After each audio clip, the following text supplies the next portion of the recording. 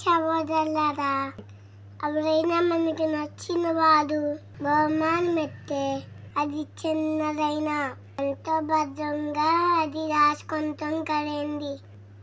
అలాగే దేవుడు మనకిచ్చే బహుమానంలో గర్భఫలం ఒకటండి.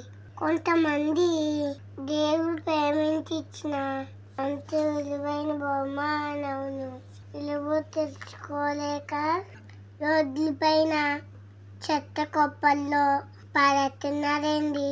పిల్లలు లేక చాలా మంది బాధపడుతున్నారు కదండి.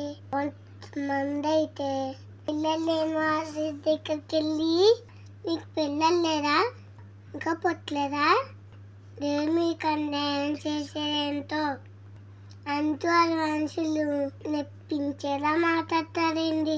అది చాలా తప్పు కదండి. సహోదరులారా, ఎవరికైనా పిల్లలు లేకపోతే మనం వాళ్ళకి ధైర్యం చెప్పాలండి. దేవుడికి అసాధ్యమైంది ఏది లేదు కదండి. దేవుడు ఒక్కసారి అడిగి చూడండి.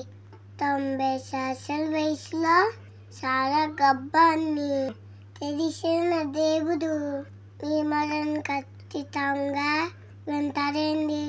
అందరికీ అన్నాలు.